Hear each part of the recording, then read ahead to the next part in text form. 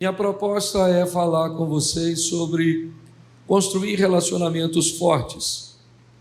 Minha proposta é falar com vocês sobre vencer, já que hoje é um culto da vitória, num dos maiores desafios, que é o desafio da convivência.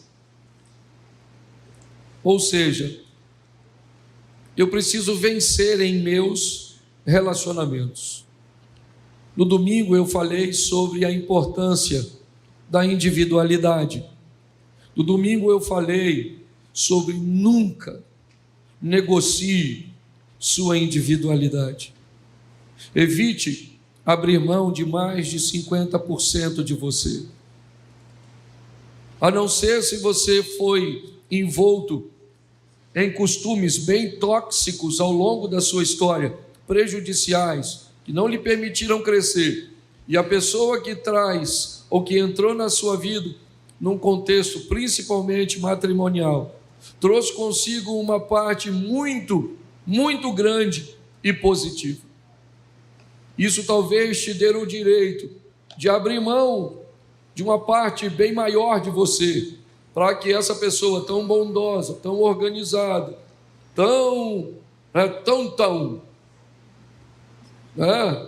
tome conta ou te influencie em boa parte. Minha proposta foi mostrar que todas as vezes que você se anula demais, você corre o risco de, a longo prazo, viver num ambiente manipulador, viver num ambiente onde as pessoas ignorem a sua existência. Sua opinião não é mais importante. Não interessa onde você quer ir, onde você quer comer. Não interessa se você quer assistir aquele filme, se você quer ir à praia, se você não interessa mais nada, porque você foi tão conivente com esse ambiente que você concedeu àquela outra pessoa um direito praticamente total sobre você. Por isso, pessoas que permitem-se a esse tipo de ambiente, é só uma questão de tempo até ela falar em divórcio e dizer: eu não aguento mais. Por quê? Porque eu nunca escolhi a cor da minha casa, eu nunca escolhi os móveis, eu nunca escolhi nada, eu não escolho nada. Meu marido me trata como se eu não existisse, minha esposa me trata como se eu não existisse, meus pais me tratam como se eu não existisse. Isso é um problema sério, e sobre isso eu falei no domingo. Hoje eu quero falar com vocês, rapidamente, sobre um processo seletivo. Eu vou me deter praticamente, se Deus assim me permitir, quase todos os cultos do ano que vem, me detendo nessas questões familiares, principalmente de construir relacionamentos fortes. Essa é uma área cuja qual Deus me deu autoridade. Deus me deu relacionamentos para trazer outras pessoas aqui, e outras pessoas poderão reger um culto, no ambiente cujo qual o Espírito Santo lhes direcionar, de cura, de transformação, de conversão, de ensino. Mas a minha proposta vai se focar em construção de relacionamentos, em estabelecer relacionamentos fortes. Criar um ambiente seletivo nunca foi muito agradável para o cristão.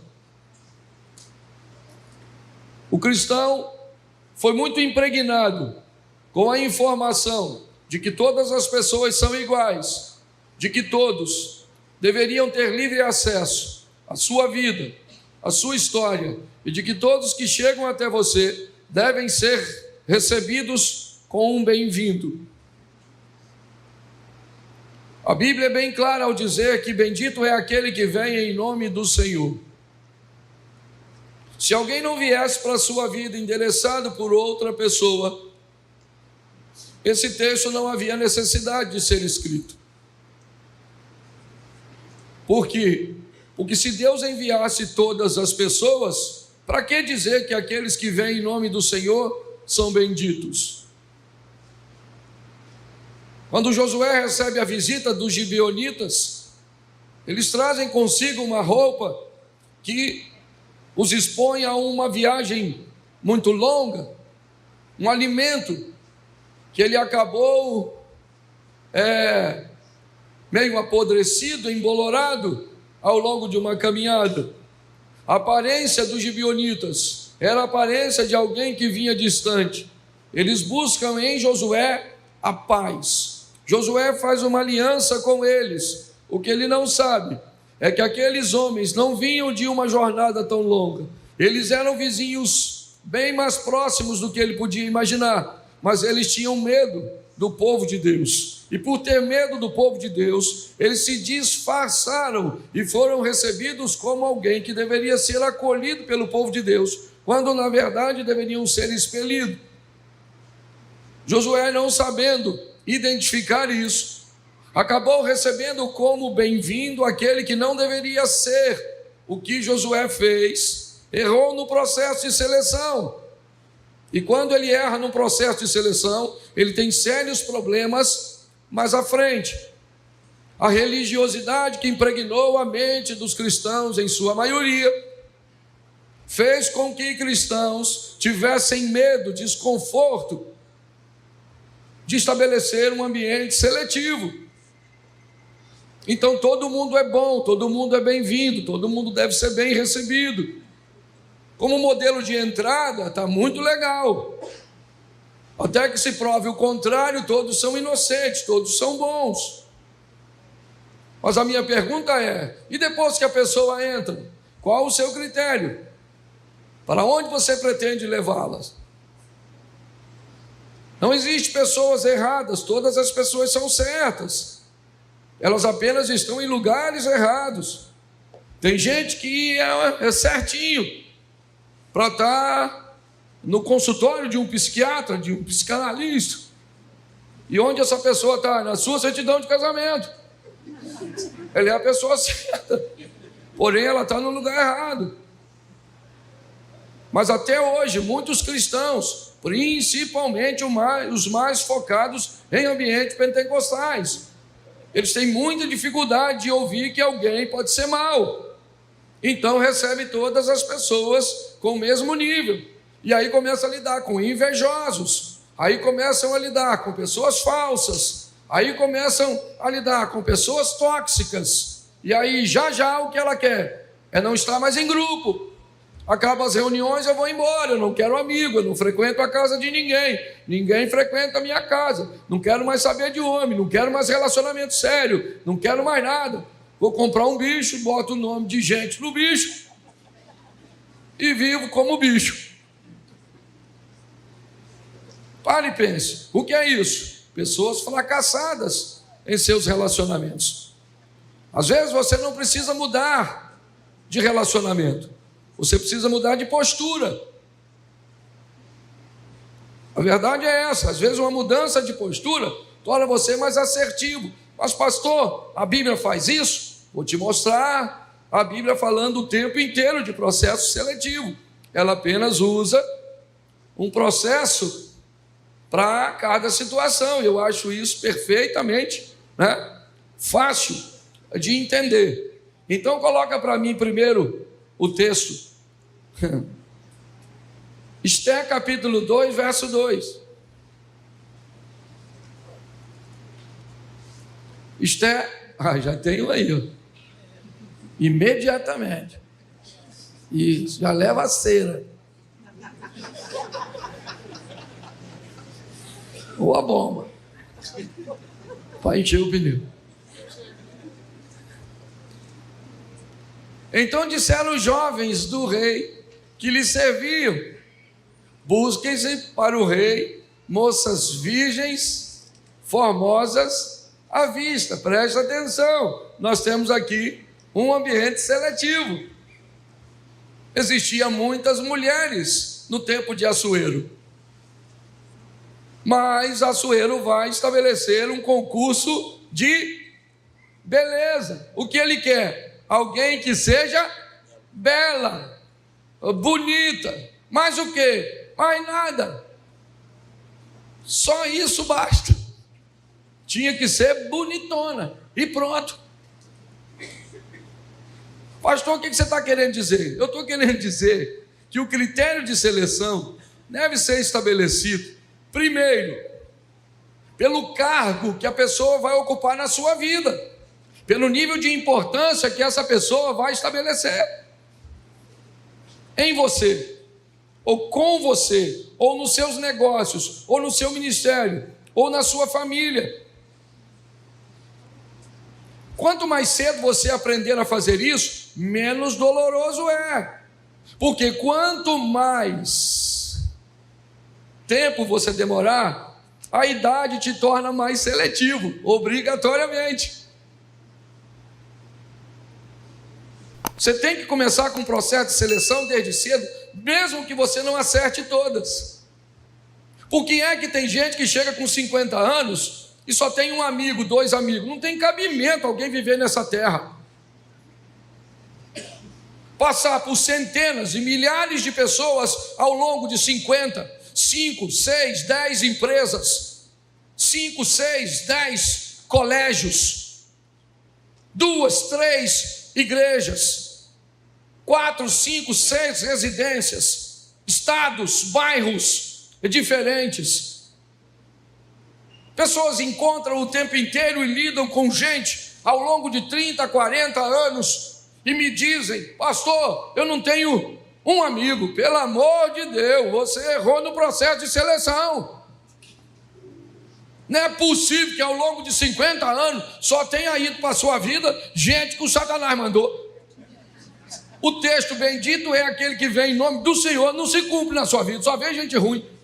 Aliás, o que me parece, numa observação mais próxima, é que o ruim são as pessoas que vieram, e não você, né? Para te dar uma ajuda, a você fazer uma autoavaliação. Não é possível que ninguém presta. Talvez o que não presta ou é você, ou é o seu sistema de seleção. Por quê? Porque pessoas que começam achando que todo mundo é bom, terminam achando que todo mundo é mau. Preste atenção, existe um processo seletivo aqui. E o que é? É para o cara arrumar uma esposa. Pastor, mas o processo para arrumar uma esposa não era um processo muito mais minucioso? Não, aqui. Não. A mulher era praticamente uma posse, um objeto, não podia quase nada, a não ser se fosse poderosíssima e sábia, como foi Esther, que manobrou seu homem. Ok? Aliás, essa é uma informação para a senhora. A senhora pode fazer do seu marido gato, sapato, rato, queijo, o que a senhora quiser. Pastor, o senhor não conhece meu marido, eu conheço o seu Deus. E Deus deu uma autoridade para a mulher que eu nunca vi. Até para reclamar da minha mulher, eu tenho dificuldade quando eu vou falar com Deus. Eu não sei se ela é meu sogro ou meu pai. Quando eu vou falar com Deus mal dela, eu já penso logo: mãe, você é pai dela. Acabei casando com a minha irmã. Escute só, é muito confuso para mim. Mas o que eu quero que você entenda é que aqui há um processo de seleção e ele é rigorosíssimo, sim ou não? Sim ou não? Sim. Isso, só que ele é focado na beleza, porque o que os caras querem, certo? O que o rei está querendo é alguém belo. Então o que está em jogo aqui é beleza.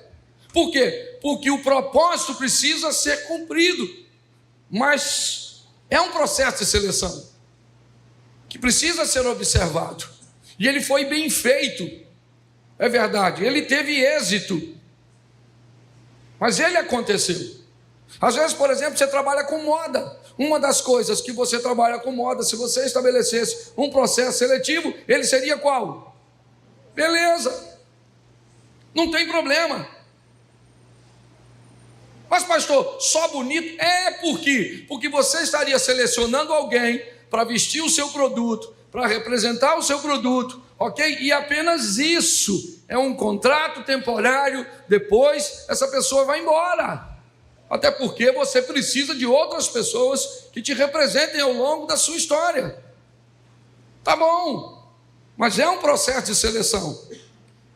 E se ele for bem feito, está aqui. Ele teve êxito. Então para que eu quero essa pessoa? Onde é que ela vai atuar na minha vida? Quanto mais perto ela estiver de mim, Quanto mais acesso ela tiver à minha história, não ao meu momento. Pessoas que visitam o seu momento, é lógico que você precisa ter bons critérios, porque um momento pode estragar toda a história. O cuidado você sempre vai ter. Mas é importante que você entenda que quanto mais proximidade, mais profundidade essa pessoa tiver da sua vida, inevitavelmente ela vai exercer sobre você algum nível de influência. Vamos pegar aqui, preste atenção. Daniel capítulo 1, verso 3 e 4.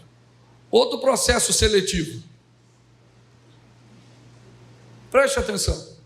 Daniel capítulo 1, verso 3. Disse o rei a Aspenaz, chefe dos eunucos. O que ele disse? Eu quero que você me traga alguns filhos de Israel. Preste atenção, filhos de Israel.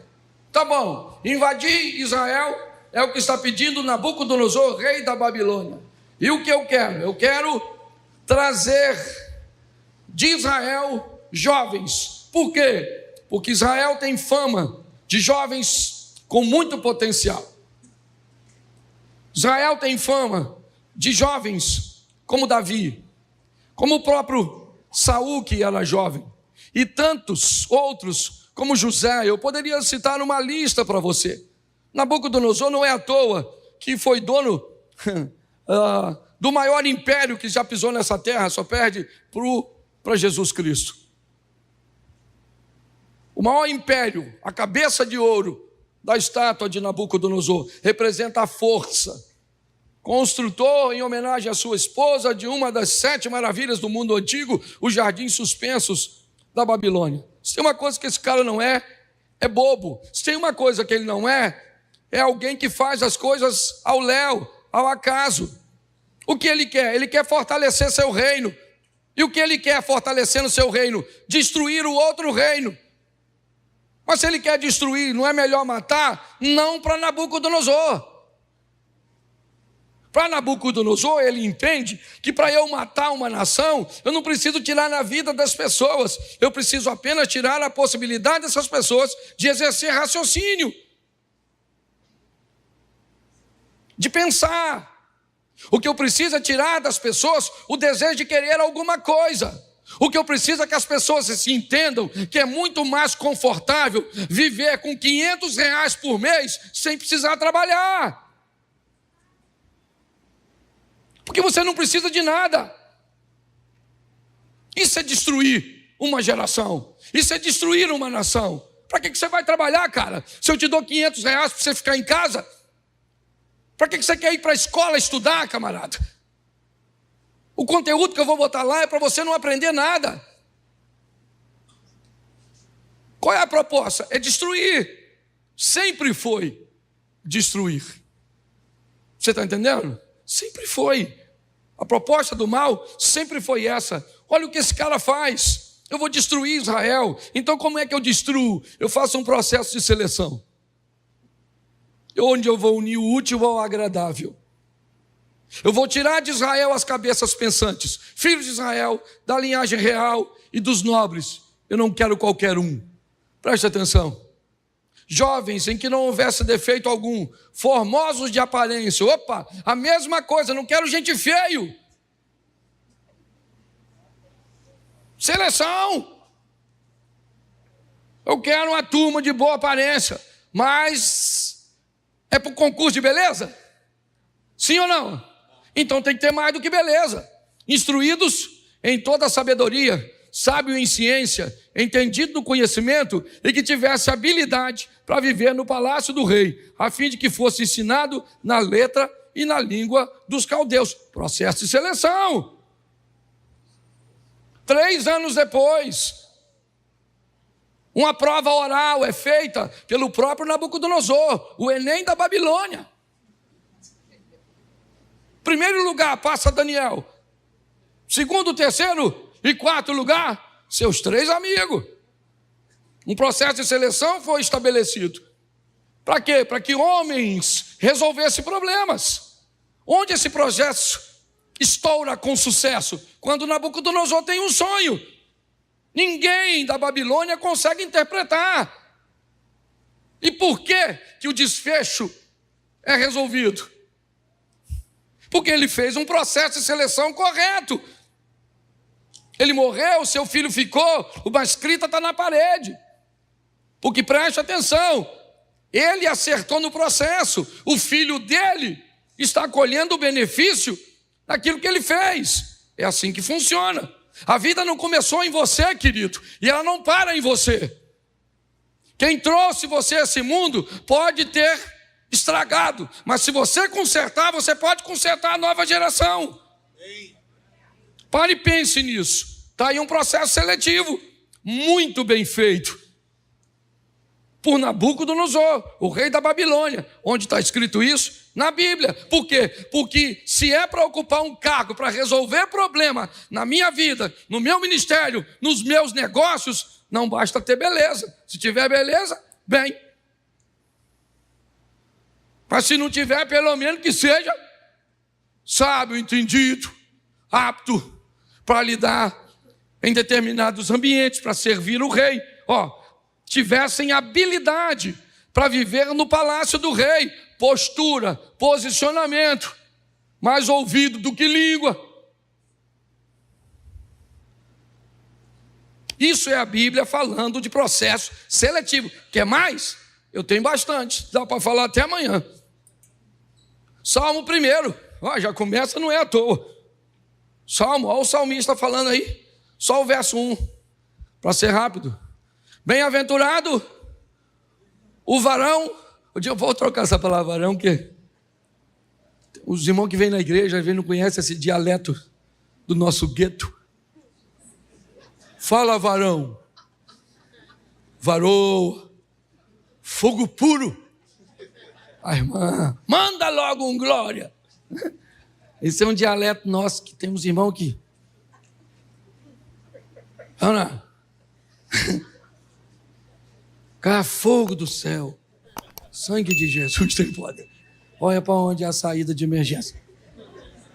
Bem-aventurada é a pessoa. Deixa eu traduzir aqui de uma forma, Cláudio Duarte.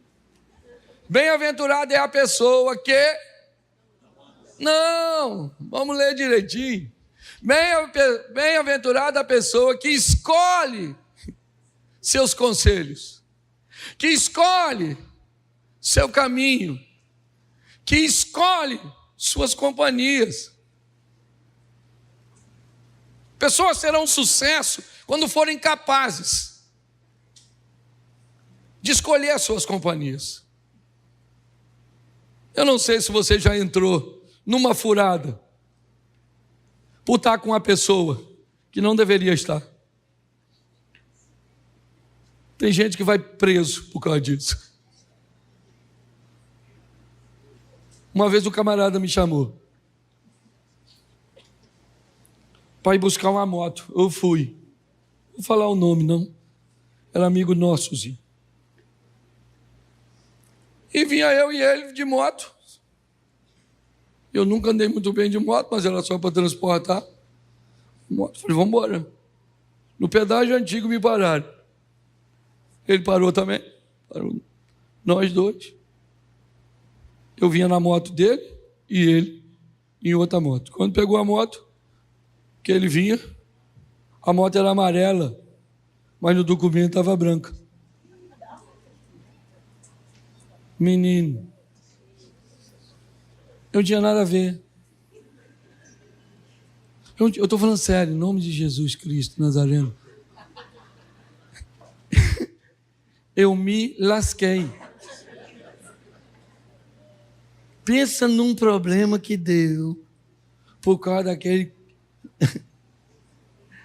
que é infeliz. Já morreu, que Deus o tenha. Lembrou, né, Zia? Certo? Que Deus o tenha. Foi para o céu, mas não estava ruim de viver na terra. Certo? Então escute só o processo de seleção. Está aí. Está aí, ó. Eu gosto de ler esse texto. Minha versão completa pode ser minha tradução? Se lasca quem não seleciona companhia, não seleciona caminho, não seleciona conselho, se lasca, né? Você precisa aprender a selecionar pessoas. Posso ouvir um amém? Amém. Isso. Quando eu era garoto, dizia assim: diga com quem andas, e eu lhe direi quem és. Não precisa abrir agora não, porque outro processo seletivo que eu amo, Gideão. Pastor, está onde? Está lá em Juízes, depois você vai ver que eu não vou ler, para provocar em você uma leitura, e porque a voz está indo embora. Certo? Juízes 7, está lá o Gideão. Gideão vai libertar o povo de Deus dos midianitas. Ele faz uma convocação, você sabe quantos soldados apareceram? 32 mil. Quantos? Quantos? 32 mil. Aquele montão de homens, o Gideão falou: ei, maluco, agora eu vou arrebentar. 32 homens é muito homem para morrer na minha frente até chegar eu.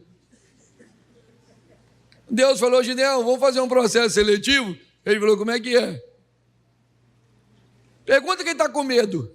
Gideão deve ter pensado: além de mim.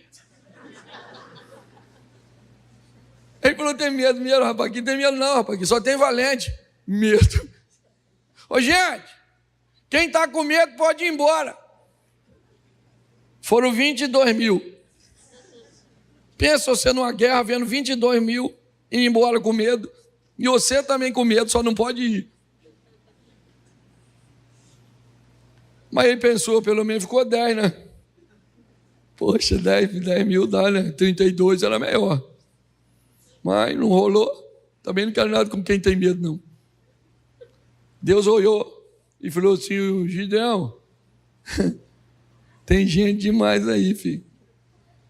Gideão falou: tinha gente demais, é o que foi. Eu acho que isso que o senhor não viu. Ele falou: manda o pessoal beber água e vão fazer outro processo seletivo. Quem pegar água e trazer aqui, você separa para lá. Quem baixar e beber com ali a boca lá, você separa e vem para cá. Gideão baixou a boca para beber 9.700. Pegou a água e trouxe na boca 300. Gideão pensou: agora eu arrebentei. No primeiro foi 22 mil, mas agora só sai 300. Deus falou: Gideão, fala que esse pessoal que baixou aí, para tudo ir embora. Qual? Os que... Não. Os que baixou não, os que trouxe. Não, os que baixou. Manda todo mundo embora que você vai enfrentar essa batalha com 300. Preste atenção nisso. É Deus fazendo um processo seletivo. Duas coisas nós vemos aqui. Primeiro, quem vai andar com Deus confia no braço dele e não dos homens. Se você quer andar com Deus e quer confiar no braço, aí, meu irmão, não vou falar números para você. Eu não vou falar. Falei com o Zia aqui, não vou dar essa.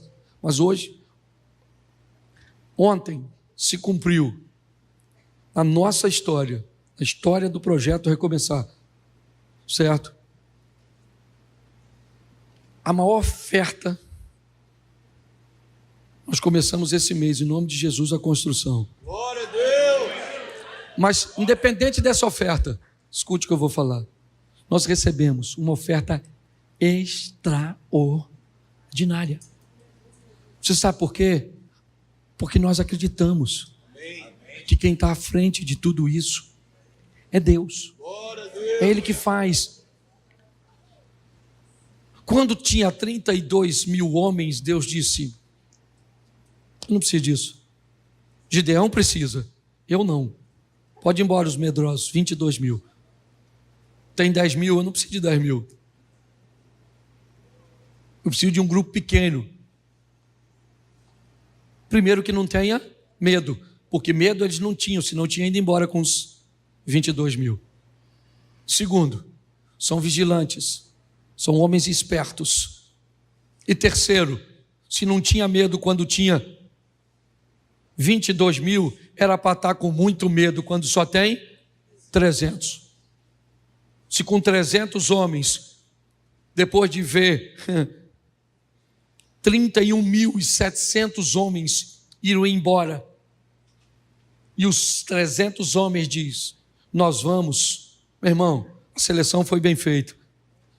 Eu tenho aprendido uma coisa, já velho, mas pelo menos é bom a gente aprender a selecionar quem está com a gente, ou quem só está no grupo, quem faz parte, ou é só um acessório.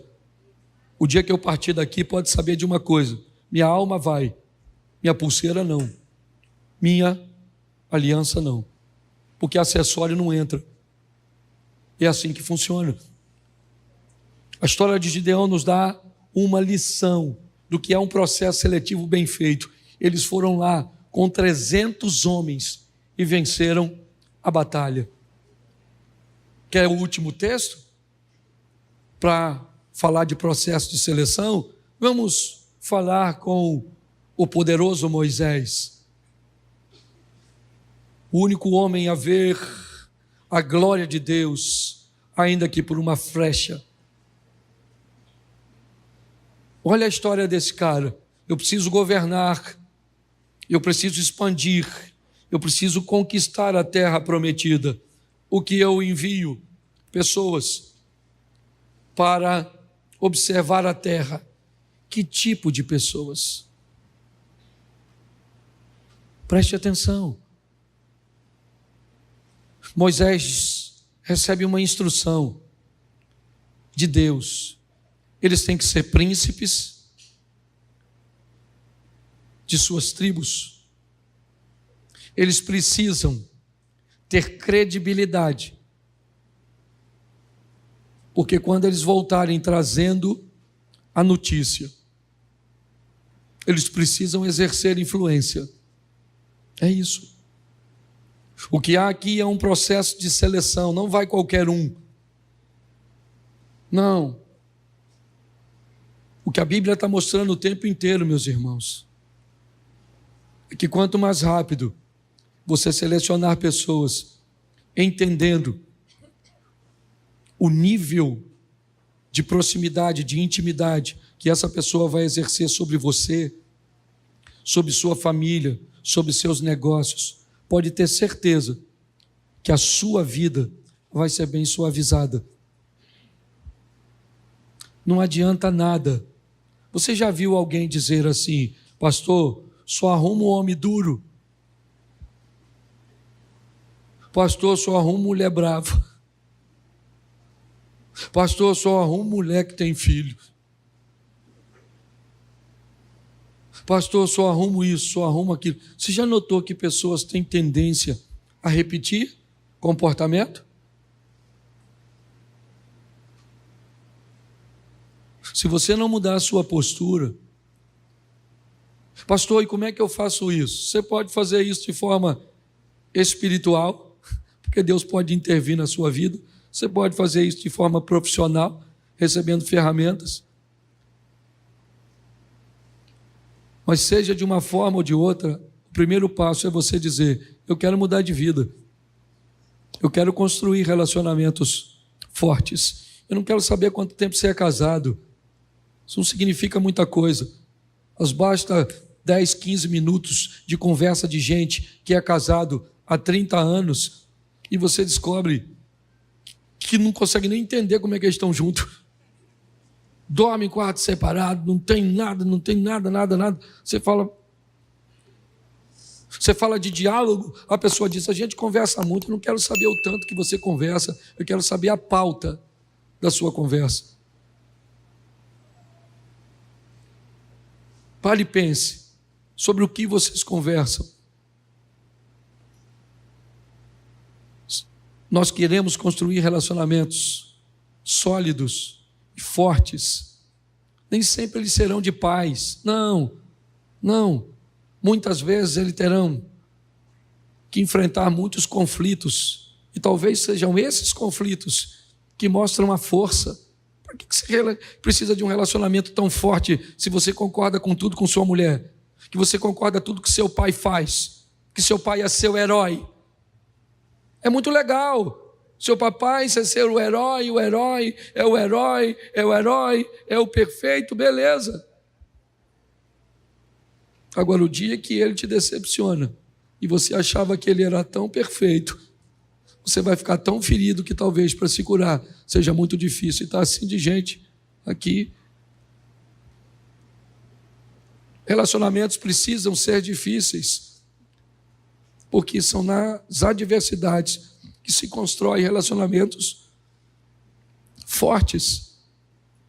Sim, Jesus está pregando uma mensagem dura demais, mais. Pedro foi lá e falou: Jesus, não está legal, não está bom, o pessoal está indo embora, eles não estão concordando com aquilo que o Senhor está dizendo. Jesus falou para Pedro: não está afim de ir, não? Vai você também, cara. Pedro falou: para quem iremos nós? Que nós, rapaz, foi você que falou sozinho. Ainda está enfiando os outros discípulos. Para quem iremos nós, se só tu tem palavra de vida eterna? Jesus falou: esse é irmão desse, Pedro. Fica com essa história de vai morrer comigo, já me nega. Jesus ficou chateadinho com Pedro? Sim ou não? Sim ou não? Pedro ficou chateadinho com Jesus? Não, relacionamento forte. Está lá a mulher do Jó, pensa num casamento forte.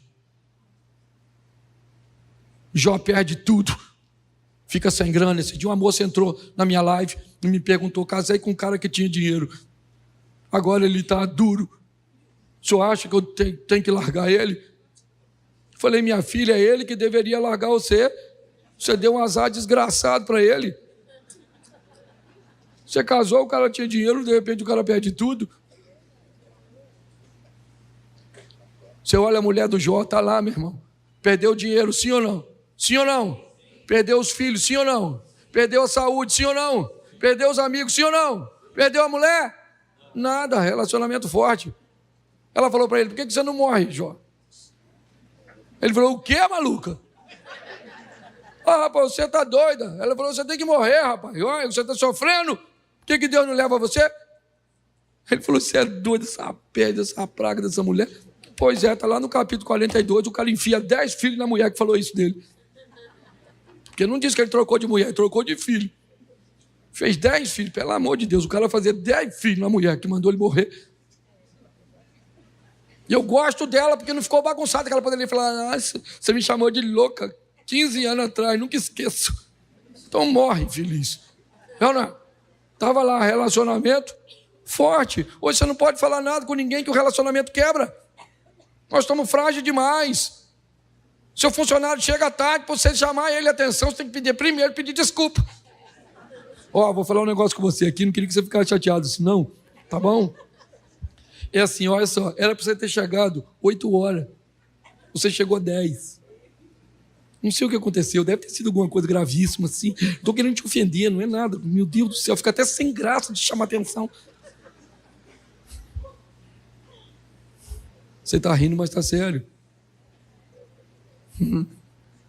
E a tendência, querido, com esse povo frágil demais. Você não pode gritar mais com a criança.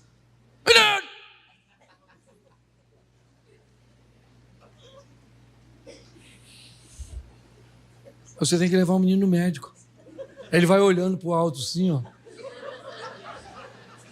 Aí um médico fala: o que esse garoto tem? Ela falou: doutor, eu não sei. Só gritei com ele. Ah, você não sabe o que era grito, não. Sabe, não. Uma geração, querido, que não sabe fazer processo de seleção. Você vê os amigos dos nossos filhos. Você vê a companhia. Não estou dizendo de todos, estou englobando todos, não é isso. Mas dá uma olhada. Está difícil. Porque pessoas não sabem se relacionar. Não sabem estabelecer um relacionamento saudável. É para a grana. É um critério. Honestidade, boa administração, é para botar seu dinheiro, tem que saber com quem se relaciona. É para contar seus segredos, é outro critério. Pode até estar devendo alguma coisa, pode até não administrar bem finanças, mas seu relacionamento com ele não é financeiro. Às vezes é gente boa, às vezes não dá para levar para sua casa, às vezes não dá para dar à pessoa um processo de promoção. Eu acho que vale a pena, porque se você não aprender a se relacionar, o isolamento é a única coisa que te aguarda no seu amanhã. Você não tem. Ou você vai ser alguém que vai viver relacionamentos de dores, sendo ferido. Por quê? Porque sua mãe. Minha mãe me machuca, pastor. Tá bom? E o que é que você faz? Nada, porque ela é sua. E por ser sua mãe, tem direito de te ferir, te humilhar, te rebaixar perante a sua esposa. Tem? Tem? Não. De alguma maneira você precisa colocar sua mãe, seu marido. Você não trabalha, é ele que paga as despesas, é ele o provedor da casa 100%. Beleza? Isso dá o direito a ele de dizer o que você compra, quando compra, como compra, se vai, se não vai. Pode? Não. Ele é o provedor e isso dá a ele todos os direitos? Dá. Porque dá direito à mãe a fazer isso. Se o filho ou a filha dessa mãe não construir relacionamentos fortes. Porque se ele falar asperamente com a mãe, o relacionamento quebra. E ela nem recebe ele mais na casa dele. O que é isso? Isso não é um relacionamento, isso é uma doença. Se tudo não for segundo o padrão A, e o B? O B não existe. O B é uma letrinha figurada. Porque tudo é na casa do A, na hora do A, do jeito do A, tudo. Não é assim. É A falando com B, tem hora que é A, tem hora que é B, tem hora que é os dois, tem hora que não é nenhum, tem dia que o bicho pega, maluco. Entendeu? Esse dia um cara falou para mim, meu casamento não tem problema, meus filhos não tiram nota baixa, minha igreja é a melhor igreja do mundo. Eu falei para ele que hora nós vamos virar amigo, porque eu já estou com inveja da sua vida. É tudo tão perfeito, tão lindo. E ele falou, pastor, estou numa luta tão grande. Eu falei, encosta no córnea que eu encosto no outro. E vão chorar, querido, que nós estamos brigando. E louvado seja Deus. Então aprenda a construir. Você é casado com gente forte, louvado seja Deus. Tá? Aprenda a selecionar gente, senão já. Quanta tá assim de gente, ó, que veio para essa igreja porque não conseguiu se relacionar com gente da outra. Não ri não, que é para não parecer que é tu. Aí chega aqui, você pensa que aqui só tem gente que foi Deus que mandou. Aí já você encontra com os filhos. Como diria Padre Léo, tem algum católico aqui? Levante a mão. Tem não? Só eu? É porque eu levantei a mão, né? Certo? Como diria Padre Léo, um filho encardido. Então, se você não aprender a lidar com gente forte, ou construir relacionamento forte, você não vai se relacionar com ninguém, ou então só com gente que te manda, ou então você não se relaciona com gente que manda, você não se relaciona com ninguém. Bom, irmãos, eu quero fazer uma reflexão com vocês. De um tempo para cá, eu tenho buscado oferecer às pessoas que me ouvem o nível de responsabilização, o nível de conscientização diante daquilo que vivem e diante de seus resultados. É bom entendermos o que é a regra na Bíblia e o que são as exceções. Elas existem. É muito legal alguém usar um texto como, por exemplo, um texto de Jó, para descrever o ambiente de sofrimento das pessoas, porque Jó sofreu sem ter culpa nenhuma, porque o diabo passou à frente de Deus e Deus perguntou: "Tende visto meu servo Jó, homem íntegro, reto, temente, se desvia do mal?" E o diabo então, nesse diálogo com Deus, recebe a autorização para mexer nos pertences de Jó, para mexer na saúde de Jó. É verdade, mas me dê outro exemplo além desse. Me parece que esse é um modelo existente, mas não é a regra. A regra é lei de semeadura. Aquilo que plantamos, vamos colher. Nossas escolhas, elas definem, ou até mesmo escolha nenhuma, também vai definir que na verdade é uma negligência. Ela é uma escolha. Até não fazer nada é uma escolha.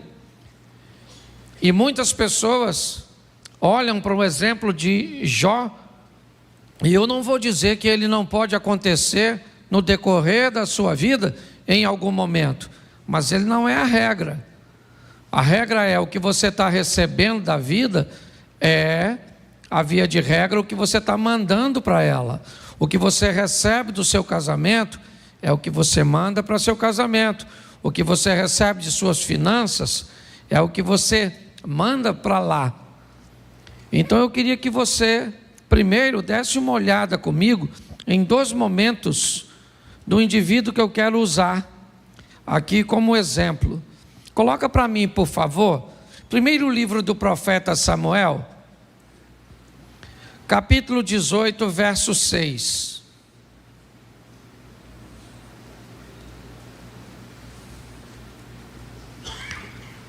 Sucedeu, porém, que vindo eles, quando Davi voltava de ferir os filisteus, as mulheres de todas as cidades de Israel saíram ao redor, ou saíram ao encontro do rei Saul, cantando e em danças, com adufes, com alegria, e instrumentos de música.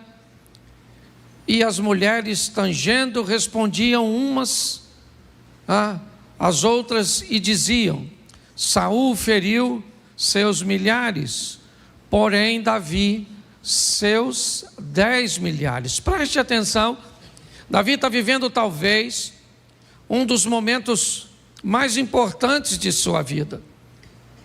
Ele nunca tinha provado uma experiência desse tipo. Primeiro porque era muito jovem. Segundo porque era de uma família humilde. Terceiro porque nunca havia se destacado dessa forma. Nesse momento ele está chegando após a vitória contra o gigante Golias. E essa vitória motivou os soldados que estavam nas fileiras de batalha, e eles correram atrás dos filisteus. E agora, ao chegarem, as mulheres vão ovacionar Davi, elas vão engrandecer o seu nome. Ele vai se tornar grande no ambiente militar. Ele tornou o exército do Senhor um exército respeitado. Mostrou que um menino com uma tiradeira na mão e com um pedacinho de pau foi capaz de vencer a maior oposição. Um ambiente de afronta que já durava 40 dias sem sequer um candidato se apresentar para lutar contra o gigante. Davi vence Golias, ajudado por Deus, certamente, e todos sabiam disso, inclusive Saul, que vai passar a persegui-lo depois dessa data. Põe para mim, por favor, segundo livro do profeta Samuel, capítulo 12, verso de número 15. Bom, aqui nós temos o mesmo Davi. Então Natã foi para a sua casa e o Senhor feriu a criança que a mulher de Urias dera a Davi, e a criança adoeceu gravemente. E buscou Davi a Deus pela criança, jejuou Davi e entrou, passou a noite prostrado sobre a terra. Então os anciãos da sua casa se levantaram e foram a ele para o levantar da terra, porém ele não quis, não comeu pão com eles. Sucedeu ao 7º dia que morreu a criança. Preste atenção, um momento de dor, de perda, de angústia, de sofrimento. Agora Davi vai ter que se levantar e sepultar seu filho. Quem é Davi? O mesmo do capítulo anterior lido. O mesmo rapaz.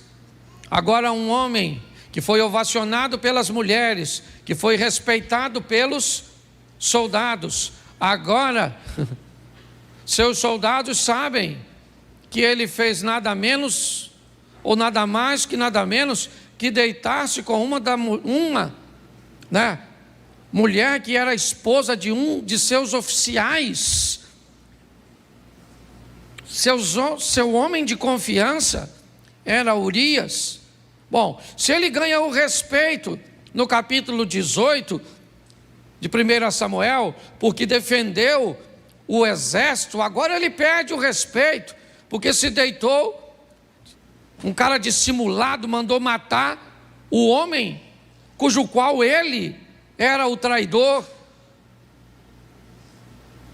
Deus então disse a Davi, o mesmo Deus que deu vitória a Davi contra gigante, o mesmo Deus que fez com que aquela pedra transpassasse os obstáculos que tinha pela frente e acertasse a fronte do gigante, é o mesmo Deus do capítulo 12, que manda o profeta Natã ir a Davi e dizer para ele tantas desgraças.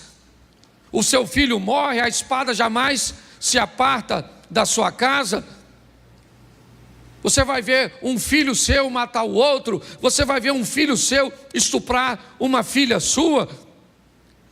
Pare para pensar, Deus está com esse indivíduo ou não?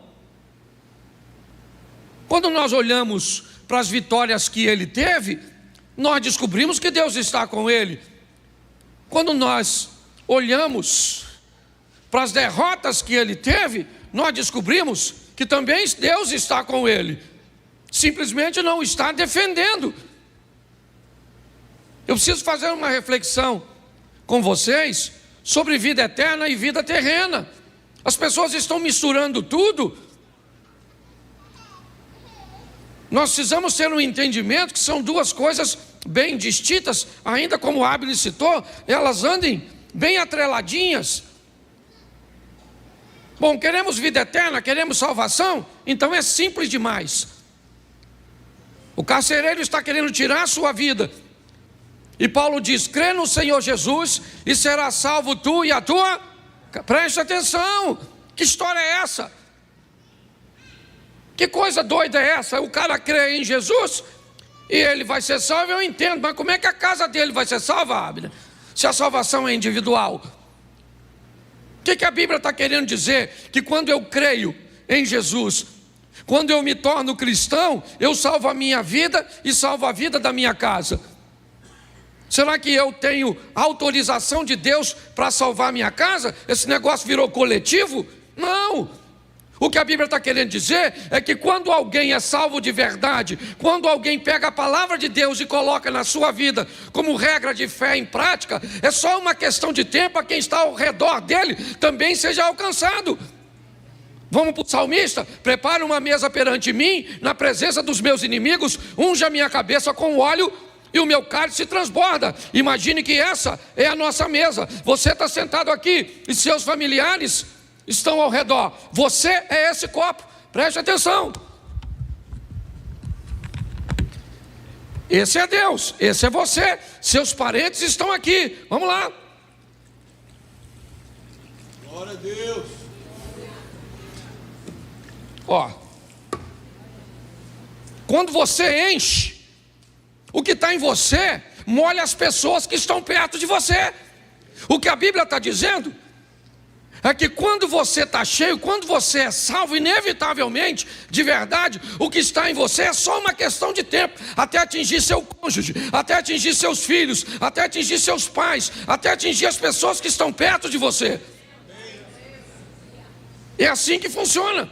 Então é muito mais simples do que nós possamos. Pastor, o que eu tenho que fazer para ser salvo? Crer em Cristo Jesus. É só isso. Ô pastor, mas isso é muito fácil. É verdade. Eu perguntei no primeiro culto, o que é mais fácil? Ser salvo ou ter uma vida legal aqui na terra? O que é mais fácil? Ser salvo ou ter uma vida legal aqui? O que você acha que é? Ser salvo, sim ou não? Não deveria ser essa a sua resposta. Se é só crer. Ah, pastor, mas é difícil crer. Então quem não tem fé, peça a que a dá de forma deliberada e gratuita. Então é só pedir. Então não tem dificuldade no que diz respeito à salvação. Eu sou da tese o seguinte: nosso Deus quer nos salvar e não nos colocar no inferno. Tem gente que cria uns negócios tão mirabolantes para ser salvo, que eu falo, gente, esse pessoal está dificultando uma trama que é fácil demais. Aí você não pode usar isso, não pode usar aquilo, não pode usar aquilo outro, não pode jogar uma bola, não pode ir para a praia. Aí você não pode comer isso, não pode comer aquilo, não pode comer. Então Deus está falando, ó, eu não quero ninguém no céu.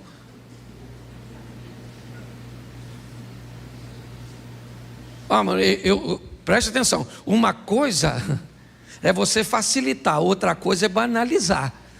Eu não estou aqui para banalizar a salvação. Não é isso, mas eu também não estou para dificultar. Ah, você usa calça comprida? Usa. Vai para o inferno. Você usa um batom? Satanás. Se ele for só brilhante, aí uma área do inferno que não é muito quente. Mas dependendo da cor. Entendeu? Ah, você já notou que tem gente que parece que não quer que ninguém vá para o céu? Aí é só não pode isso, não pode aquilo, não pode aquilo outro. Nós temos que ter cuidado com isso. O que Jesus quer é nos dar a vida eterna, foi para isso que ele morreu. E a Bíblia é bem clara dizer, se nós cremos em Jesus, nós seremos salvos, sim ou não? Isso aí. Só que crer em Jesus não te dá a vida boa aqui na terra. E é isso que eu quero conversar com vocês. Certo? Quem quer morar no céu, todo mundo está afim. Tem alguém querendo para o inferno? Levanta a mão. Mesmo não querendo, tem uns que vão.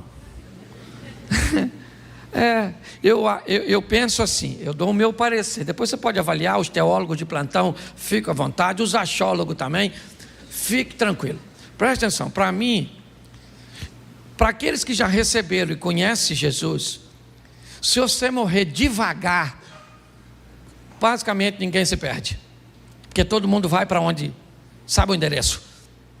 Ficou doente, a morte começou a parecer que alguém vai apagar o interruptor, você já falou, oh, meu Deus do céu, tem misericórdia da minha vida, perdoa todos os meus pecados. Você pede perdão até do pecado que não tem. Senhor, perdoa o que eu vou fazer amanhã. Entendeu? O problema é a morte súbita. Infartou, aí não dá tempo mais não, maluco. Aí quando você viu, já está do outro lado. Caraca, morri. Morreu, para onde eu vou? Já sabia desde lá. Ok? Então para mim é mais fácil ser salvo. Eu, por exemplo, eu não tenho medo de morrer, eu tenho medo de dor. Aliás, eu acho que isso é uma coisa de todo homem. É ou não é? Mulher já nasceu preparada para dor. Homem é frouxo quando o assunto é dor. Mulher se corta toda para ficar bonita. O homem, qualquer corte para ele é feio. Certo? Quantos homens aqui já fizeram? Deixa eu fazer uma pesquisa de campo. Se você fosse ter um filho homem, você preferiria normal ou cesárea? Desgraceia a vida do homem. Porque qualquer uma das duas opções dói. Não é? Ele diz assim: eu preferia ser estéril. Era a preferência do homem. Certo? Quantas mulheres aqui já fizeram uma cirurgia plásticazinha, básica, de qualquer natureza, para ficar mais bonitinha? Por gentileza, manifeste-se agora. Levanta a mão, por gentileza. Glória a Deus. Glória a Deus. Deus abençoe a senhora. E se tiver que fazer mais, faça. Quantos homens aqui já fizeram alguma cirurgiazinha plástica para ficar mais bonitinho? Levante a mão, por gentileza. Já notou que não é regra, é exceção. Lembra do começo da mensagem? Porque pra gente esse negócio de doer não é com a gente, é ou não é? Uma mulher com 39,5 de febre, ela levanta de manhã, bota as crianças pro colégio, faz comida, bota o marido para trabalhar, paga as contas, volta, arruma a casa toda, pega as crianças, faz amor com o marido à noite, toma um antitérmico e vai dormir.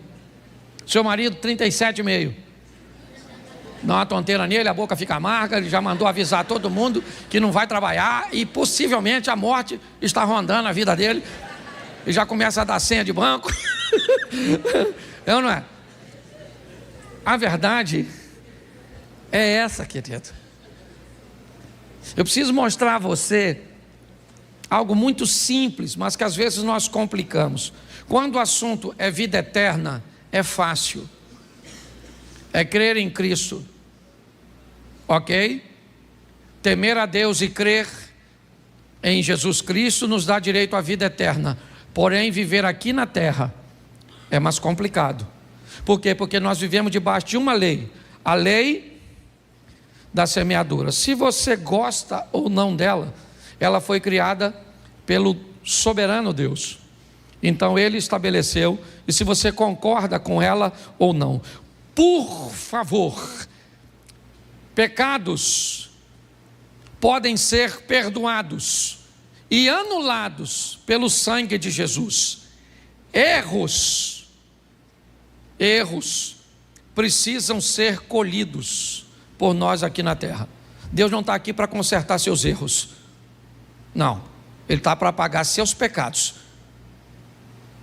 Quando você comete um pecado, mesmo que seja um pecado e um erro, escute só, uma menina engravidou, solteira.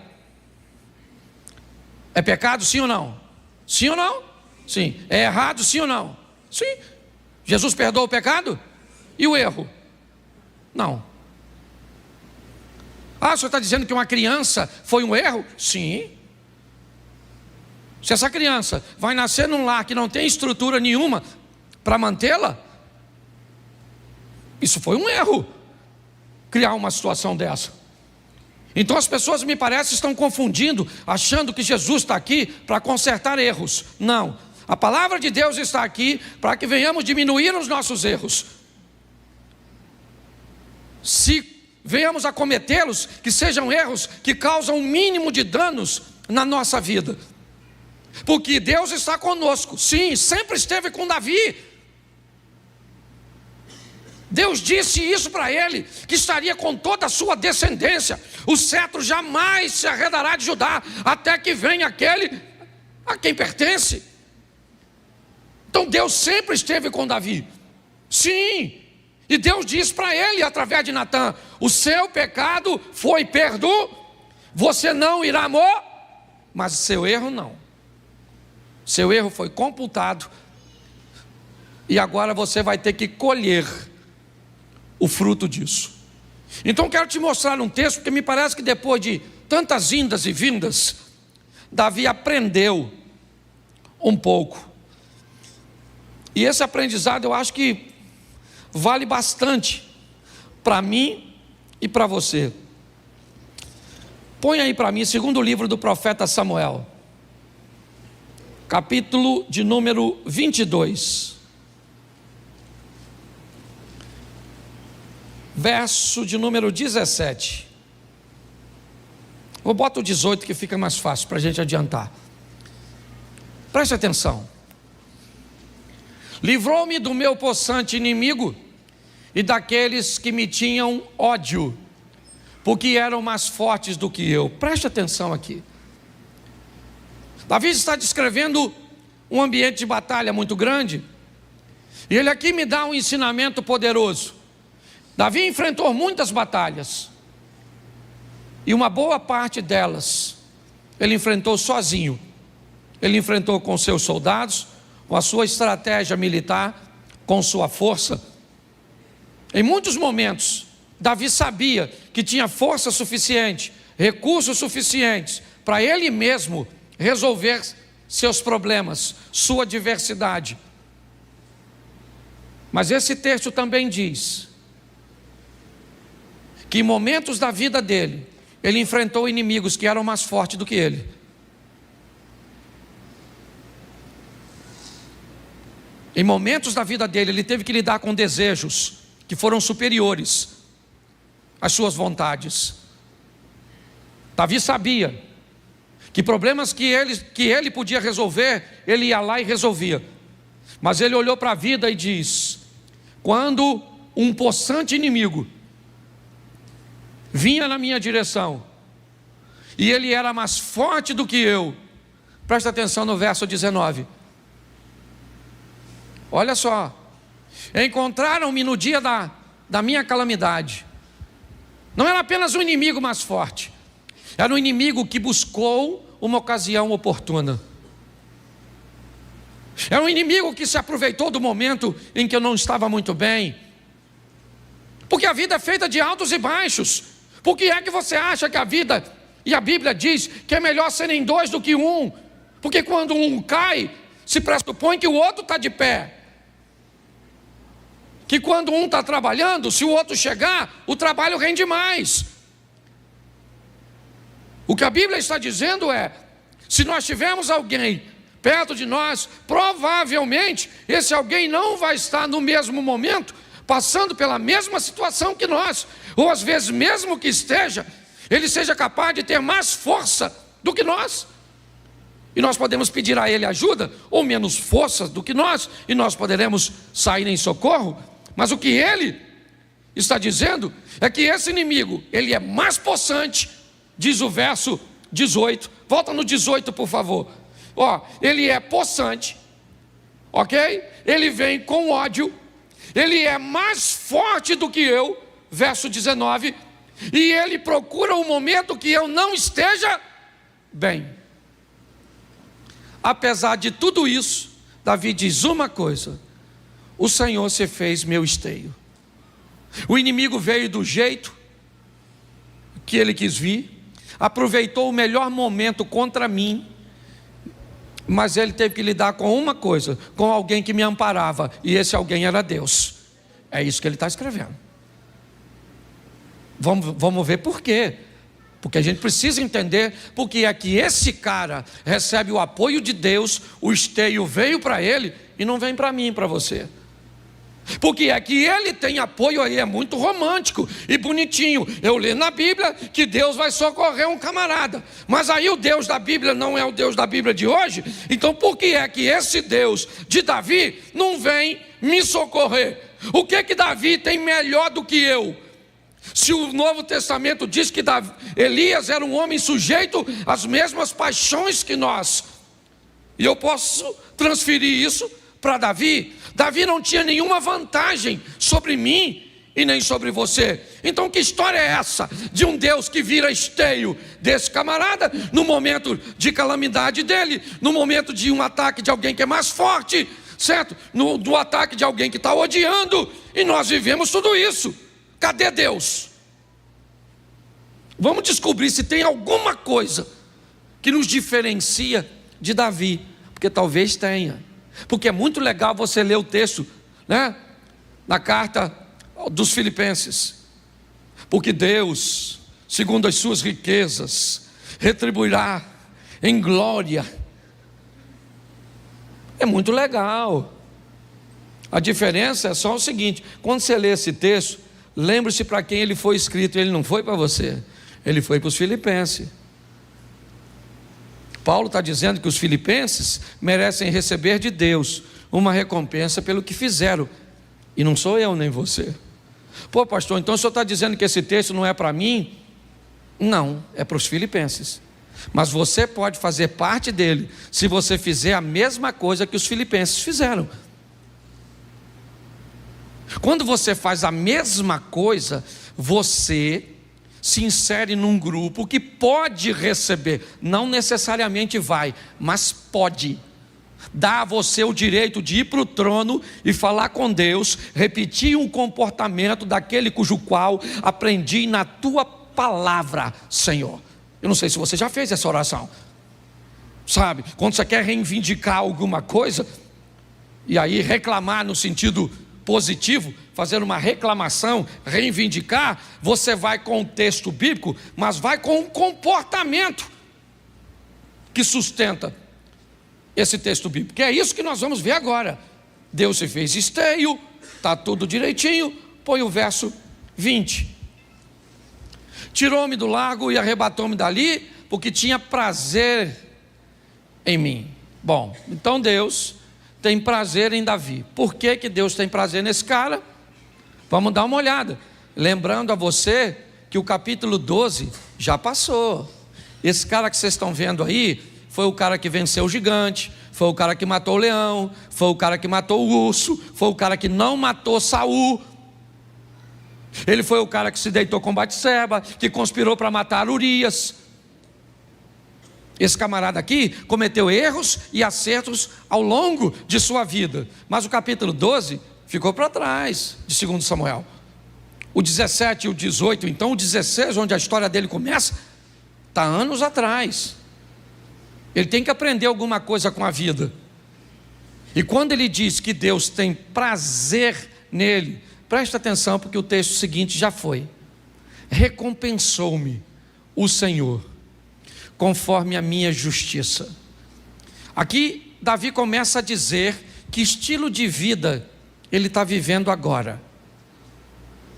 Davi começa a dizer que Deus está dando para ele, ou aliás, sempre deu para ele o retorno do que ele estava mandando para Deus.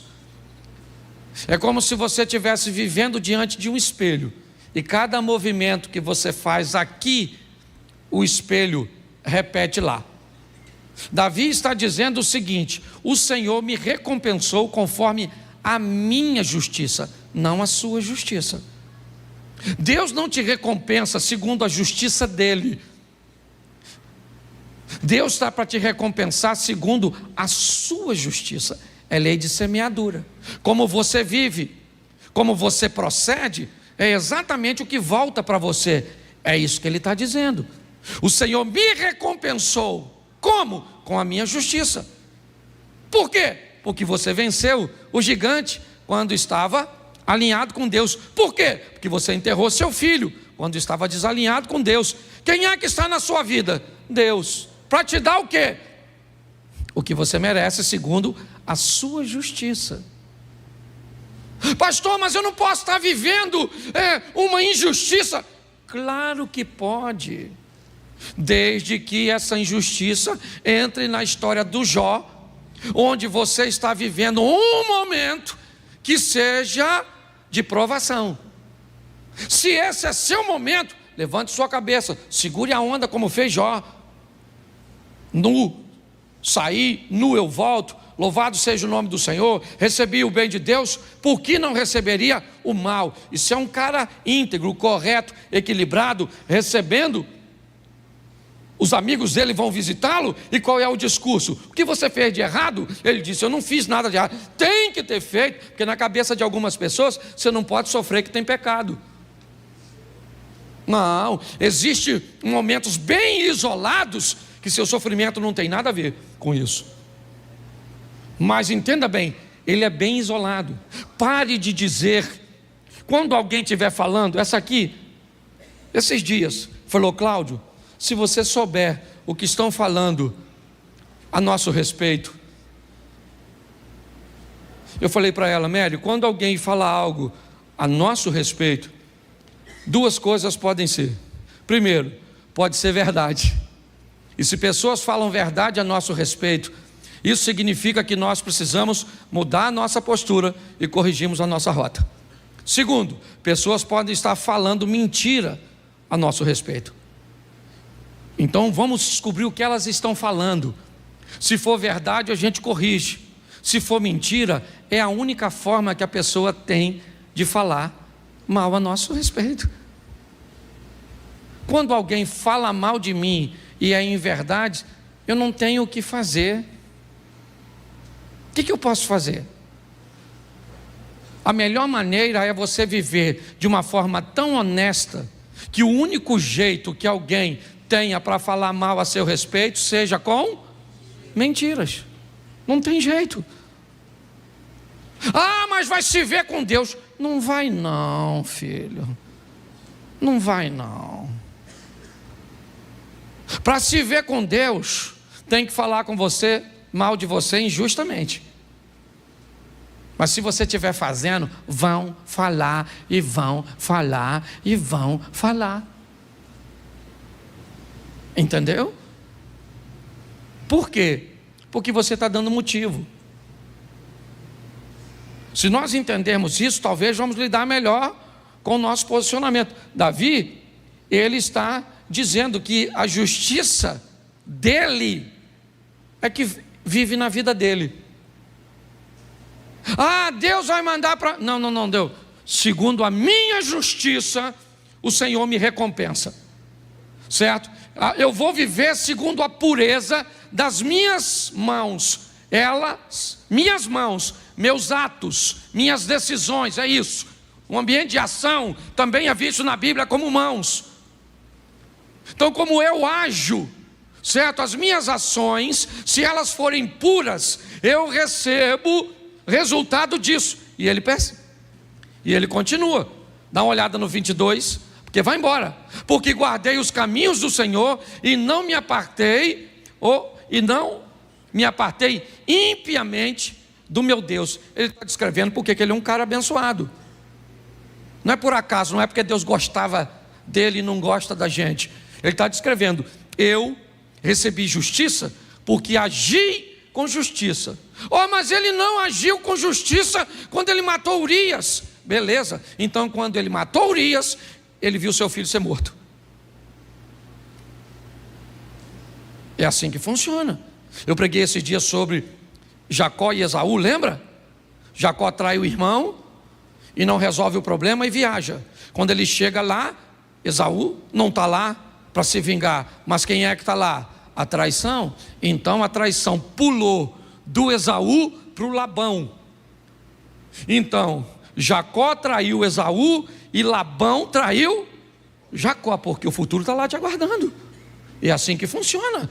Nem sempre ele vai vir na mesma pessoa, ou nem sempre ele vai vir na mesma moeda, mas é a vida. É assim que funciona. O texto, ele está ali, ó. Por quê? Por quê? Ele tá, olha lá, olha o porquezinho lá, ó. Deu para notar que já é uma respostazinha? Vamos lá. Porque guardei os caminhos do Senhor e não me apartei impiamente do meu Deus. Por isso que eu estou vivendo tudo que eu estou vivendo. É Davi. Olha o que ele diz no 23. Porque todos os seus juízes estavam diante de mim. Não tinha juiz nenhum diante de Davi. Que juiz que estava lá? Samuel estava lá, é isso? Todos os juízes estavam lá? Não, o que ele está falando foi do que ele aprendeu. O certo. O que ele diz? O certo está sempre diante de mim. Quando eu faço alguma coisa que é errada, eu tenho um juiz, que são os estatutos, para eu não me desviar dele, que é aquela mãozinha do Espírito Santo narrada por o profeta Isaías. Então ouvirei uma voz que dirá por trás de mim: este é o caminho, andai nele, não se desviai nem para a direita e nem para a esquerda. É Deus o tempo inteiro buscando corrigir nossa rota. Está aqui, ó, está aqui. Se eu posso olhar para onde devo ou não devo, se eu posso falar ou não falo, se eu posso mexer ou não mexer, se eu posso fazer ou não fazer, está tudo aqui. Os estatutos estão diante de nós. Os juízes estavam diante de mim o tempo inteiro. E aí, seus juízes traziam seus mandamentos, seus estatutos, dos quais eu não me desvi, pelo menos Agora, antigamente se desviou sim.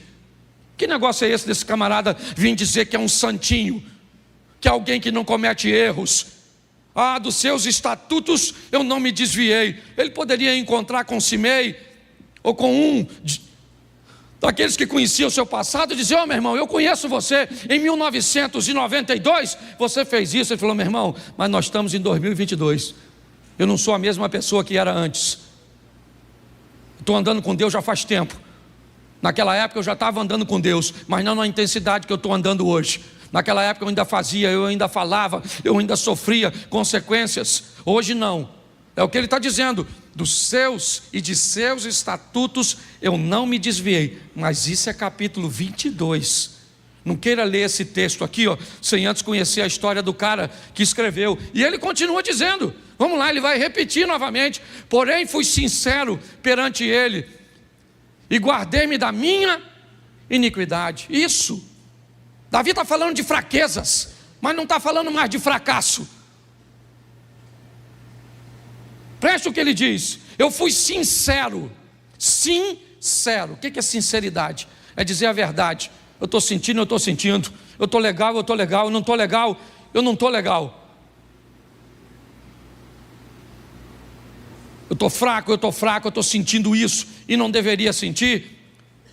Mas presta atenção de quem ele guarda. Ele não está se guardando dos outros, ele está se guardando dele mesmo, de seu desejo. Guardei-me da minha iniquidade. Eu gosto dessa responsabilidade. Por que ele traiu Urias com Batseba? Por quê? Quem é que foi o culpado de Davi trair Urias? Vamos culpar quem? Abigail? Vamos culpar quem? Mical? Vamos culpar todas as mulheres de Saul? Essas mulheres não me satisfazem. É isso? Talvez isso ele faria no capítulo 11. Mas não no 22. No 22 ele diz: eu fui sincero. E quando eu passei a ser sincero perante ele, eu consegui me guardar das minhas iniquidades, dos meus desejos incorretos. Ele continua dizendo: e ele me retribuiu novamente, lá onde eu comecei, recompensou, e me retribuiu o Senhor conforme a minha, está aí, conforme a minha, isso, me retribuiu o Senhor conforme a minha, não a sua, a minha, não a justiça de Deus, a minha, a nossa, certo? E aí ele começa a dizer: conforme a minha pureza diante dos seus, isso, diante dos olhos de quem? De quem? Das pessoas? De Deus. Davi é um camarada que agora aprendeu que a vida dele tem que ser pautada em agradar a quem? Agradar a quem? Ele quer ser bem visto para quem? Por quem? Isso. Nós queremos ser bem visto pelos nossos vizinhos, pelos nossos parentes. Queremos apresentar uma figura, muitas vezes na rede social. Queremos ser politicamente corretos. Para quê? Para que todos nos olhem de forma positiva. Ele diz: conforme a minha pureza diante dos seus olhos. Eu sei que é difícil hoje querer viver debaixo do olhar que agrada a Deus, mas esse é o estilo de vida de alguém vencedor como esse cara, pelo menos nessa fase da vida dele, que já está caminhando para a fase final. Vamos lá? Preste atenção ao que Davi está falando de Deus. Com o benigno te mostra isso. Quando o cara é bom e manda bondade, Deus manda o que para ele? Bondade. Com o varão sincero, Deus faz o que? Sinceridade. Vamos lá? Com o puro ele se mostra, mas com o te mostra, preste atenção aqui. Todas as coisas boas que eu mando para Deus, Ele me devolve no mesmo tom, sim ou não? Mas quando eu me torno desobediente, quando eu me torno perverso, note que o meu comportamento não muda a essência dele. Em Deus não há mal, não há sombra de variação. Quando o texto diz, mas com o perverso te mostra avesso, o que o texto quer dizer é apenas o seguinte: se eu fiz justiça, bom, eu mandei justiça e o Eliezer quer ser injusto comigo. Vamos lá. Ramã, o tio da rainha Esther, ele manda justiça para a vida, sim ou não? Sim ou não? Sim, né? Mordecai manda para ele o quê? Injustiça, sim ou não? Quem é mais poderoso, Ramã ou Mordecai? Mordecai. Quando Ramã manda justiça e Mordecai manda injustiça, quem é que entra? Deus. E Deus faz a injustiça virar e pronto. Quando você está alinhado com Deus, você faz o bem e alguém quer te mandar o mal, Deus transforma o mal em bênção. Mas Deus não transforma o mal em bênção quando você manda o mal. Ah, mas se eu me arrependi do mal que mandei, entra no céu, mas colhe o efeito do mal.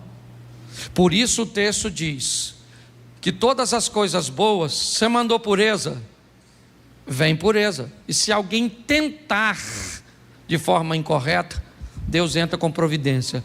Mas quando chega no cara que é perverso, mal, não tem jeito.